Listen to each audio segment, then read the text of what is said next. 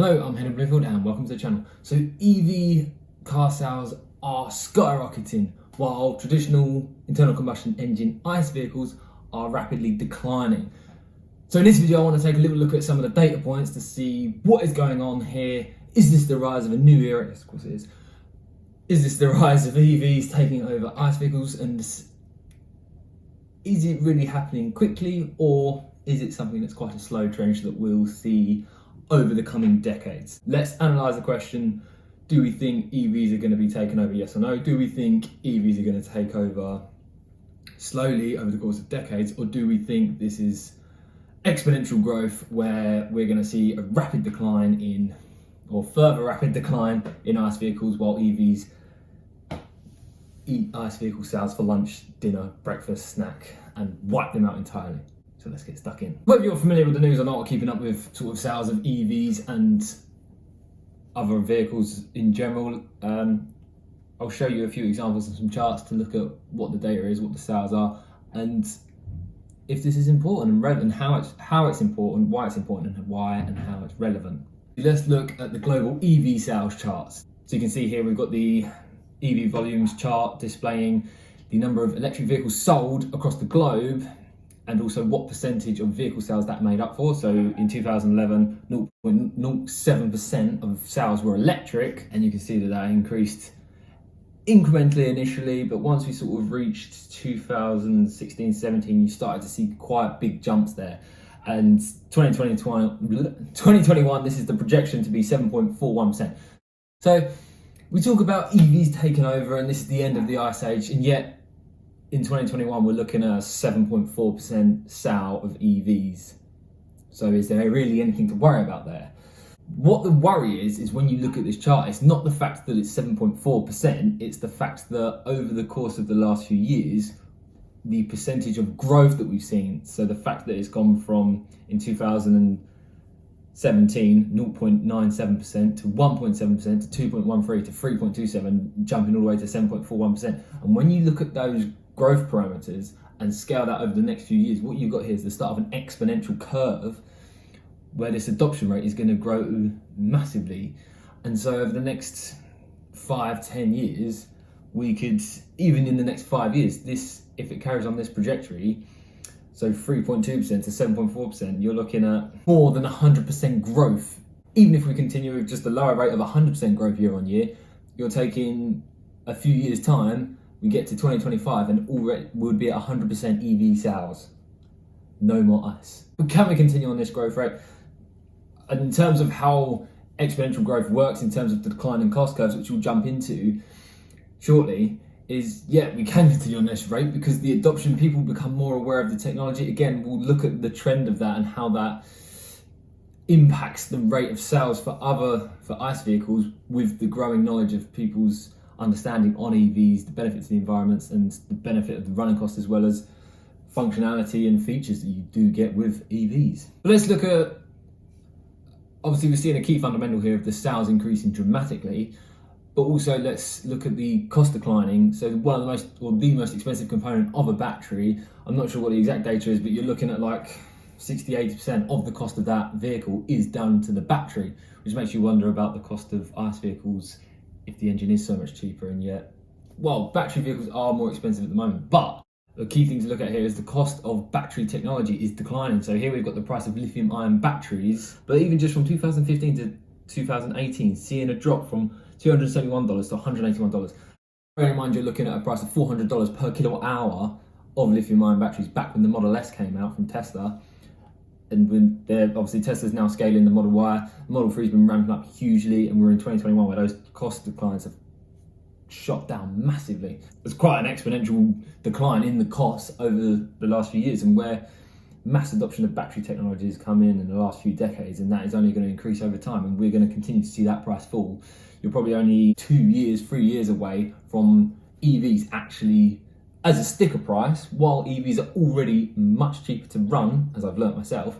While EVs are much cheaper to run, we're now going to see in the next sort of 2 to 3 years, EVs actually become, as a sticker price, cheaper to purchase than ICE vehicles. Not only because of the rapid decline in materials and the most expensive components of the batteries, or of the EVs rather, being batteries, but also because of the struggles you'll start to have in acquiring petrol or diesel, other engine parts, components, where the demand is decreasing so strongly. You'll start to see profits being compressed and reduced on each model they sell, and therefore they're going to struggle to sell them. Are they going to have to increase prices in order to fund their transition to EVs, or are they just going to end up losing sales entirely and going out of business? This is going to be an interesting thing that we'll see throughout the rest of the decade, is what legacy automakers will actually survive the decade because they haven't adopted onto EV technology quick enough. Even though we're only talking about a 7% adoption rate, that is growing exponentially. I will admit though, I am only looking at lithium ion here, but while the industry in general, that trend is all coming down for the cost, if you have got the data, do let me know in terms of other raw materials and how their costs are changing over the course of these years as well as previous years. Where I said about the global adoption rate of EV sales and seeing the exponential growth that's taking, let's now look at the data for vehicle production and sales across the global market for all vehicles. What we're looking at is the production rate of vehicles globally over the last 20 odd years, going from 2000 and last year at 2020. Bear in mind, obviously a lot of companies will produce these vehicles, they won't necessarily be able to sell them within that year, where they're, for the cars you make in the last quarter, may still be going through the final checks and whatnot and being shipped out to various countries, so they won't actually show up until Q1 of the following year. This is why when we look at the number of sales, it's actually a lot lower than production, but there may be the reason of, obviously they're still being shipped out, but it also may be a fall in demand, we don't know.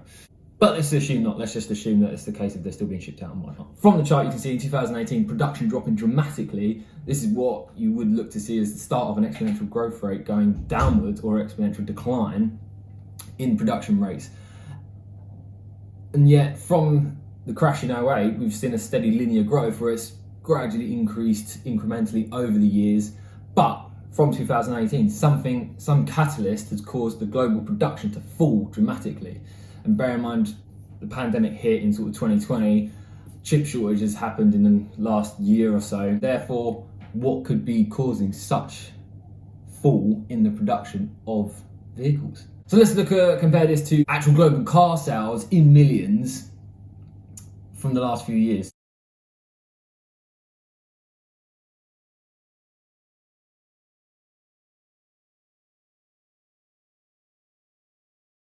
So in 2019 we had 74.9 million and a fall in 2020 of global sales to 63.8. And obviously this is when the pandemic hit, so people were purchasing a lot less and holding their money, concerned.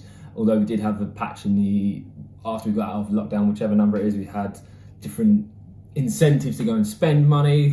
Like holidays were starting to become a thing that you could book, although we'd then seen them cancelled again and again, reopened again, closed again, opened again, closed again, as well as the e-tail to help out and whatnot, and different incentives, and people have started purchasing more things and being a bit more comfortable, although we're still in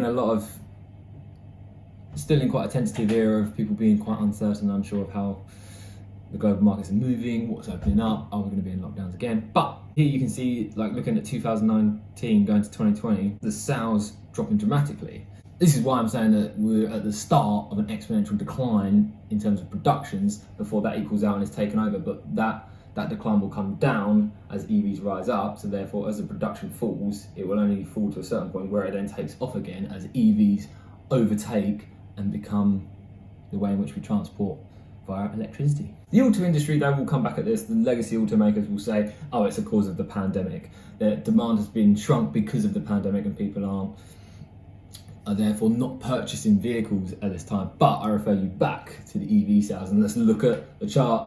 It doesn't seem that the pandemic has had any impact. EV demand is growing massively and sales are just jumping up. Legacy automakers will say, oh, it's the chip shortage. That's why. If it's not the pandemic, it's the chip shortage. We can't make them quick enough and therefore we can't sell them quick enough. We're having so many delays in the manufacturing process. But I refer you to Tesla, the biggest electric car maker on the globe. And when we compare what Legacy Auto would say compared to Tesla's results, when you look at their annual production rate from 2016, 2017, all the way up to 2021, tell me where the chip shortage is again. Chip shortage coming in 2020, 2021, and yet in 2019, the deliveries from Tesla was 367.2 thousand in 2019, jumping to 499,000 in 2020.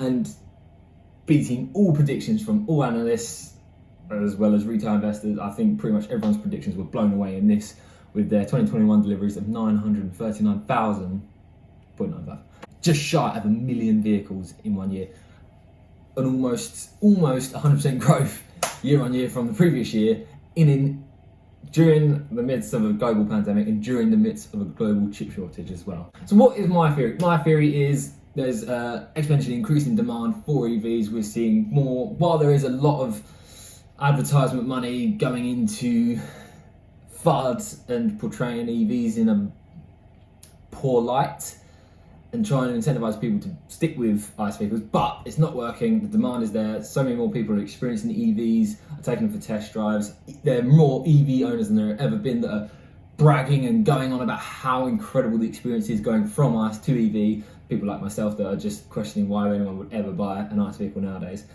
So with that, that's then creating such a strong decline in the demand for ICE vehicles. We're seeing now with EVs, the technology is improving vastly and it's only getting better, and it comes with so many benefits of like cheaper running costs, cheaper tax, fewer parts, which means more reliable, less likely to break, and if something breaks, there's only a few things it can be. And like I've experienced in my own time driving electric compared to driving diesel engines, in just the amount of things that can go wrong in an engine is unbelievable. And further, this technology is so new to us. It is still in its infancy and developing to go on with this word exponential, but that is the reality of it. Is this technology is growing exponentially. It's increasing its efficiency and adoption rate. It just means that the more it's mass produced, the more we can learn about it, the more data points we have on ways to improve the raw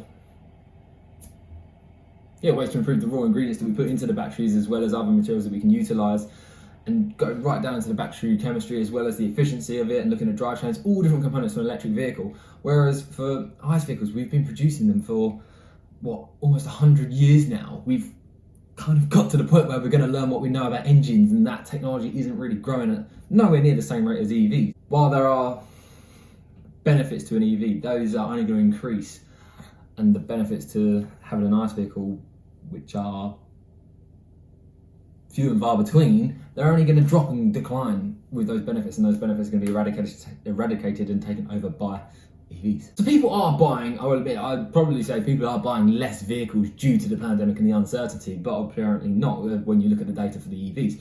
But also the other component is that a lot of people I speak to, in terms of what do people want to buy for the next vehicle, often it's a case of people are open to electric and want to go electric, and while there's barriers around their knowledge, people's minds are fixated on what the reality was 5-10 years ago for battery technology and EVs, when it has improved dramatically. People just aren't aware of that on one hand, but on the other hand also is still components of like charging infrastructure, just want to see it get a bit better, again wanting to see the prices decline a bit more, and that will be the key thing. It's just the price that's coming down enough. So like the cheapest EVs you can buy now, yes there are some cheap ones, but realistically the ranges are quite inefficient, and so you have got that price match of where you look at your ICE options compared to your EV options. EV options are more expensive for an equivalent like on like in terms of the range you'll get, the aesthetics inside, luxury measures and such. A lot of people I know are waiting for that price to come down just a bit more so that the prices are equal, so there is this equivalency with the pricing, so that there is therefore no difference. There is nothing to differentiate in terms of purchasing power with an EV compared to an ICE vehicle. And one of the biggest things is just that people have got a car now and they're just waiting it out. So while they know the technology is very new and it's improving, let's just hold on to this vehicle for a few more years. While we would normally want to replace it now, let's just hold on for a few more years and then get the right EV when it comes. In addition to that, also for companies, there are so many incentives right now in terms of, like, for my company, getting a Tesla as the car to then drive around in for work and whatnot when I'm not on the tools and such. But the key fundamental is that I can only afford to have a Tesla because of the amount of incentives I can get through a company. As an individual, I could never afford to have a Tesla, but because of the amount of incentives as a company, if you are buying cars through a company now, for a company, it makes no sense to buy ICE when there are so many benefits like tax write-offs and whatnot to going for an EV compared to an ICE vehicle. And with the pandemic and all that we've had from that, in terms of especially actually having time at home, not going out and seeing how nature's responded to that. I think a lot more people, especially in this time being alone and at home, have become more environmentally conscious and aware, and are starting to adopt this mindset of sustainability and look at the alternatives and what options there are to be more conscious for the environment, look after nature, and just be more sustainable overall in every aspect of life. And I think that's another reason why people are actually adopting this technology very swiftly. And it enables you to live more sustainable when you start to then bring in solar panels on your roof, as well as like a wall-mounted battery to store that energy. So then you can become off-grid, sustainable, and not be reliant on fluctuating energy costs and whatnot and increasing fuel prices. So when will global vehicle sales become 100% electric or 100% powered from renewable energy? I can see it being, if everything goes right and there's no barriers put in place and governments are all on board to make this transition, and Legacy Auto as well as other companies all start jumping on this, scaling the technology and moving over, just disbanding ICE, moving straight to EV, and everybody incentivizes around that globally and investing in charging infrastructures, then yeah, by 2025 I can see that 100% of new vehicle sales will be electric. I still think, even if we don't, I think it'll be an incredibly low percentage. I'm talking single digits. I think we can easily get over 90% just because of, even if there isn't the vehicles to support the demand in EVs, so you still have to go with ICE, I think a lot of people will just not purchase, therefore. They will just hold on to what they've got, because there is no point, there will be no point, there is no point in buying an ICE vehicle, especially if you're in a particular niche market where there may not be the right EV for you. But rather than buying, you just think, well, I'll just wait another 2-3 years because the right option will come along by then. So therefore, why will I wait? Or even if you are like dedicated to a certain brand, it'll just be a case of that brand still catching up. So I'll just wait for a couple of years. I'll keep me old truck, car, minivan, whatever it is you've got, keep hold of it just for a few more years until that your chosen brand releases their EV range, their EV alternative. But what do you think? When do you think So what do you think? When do you think global sales will reach 100% electric or renewables? Think it's 25, 2030, later, sooner, next year, this year? Let me know in the comment section below. If you have enjoyed the video and it's been valuable for you, make sure to like, hit subscribe, and I'll see you next time. Bye.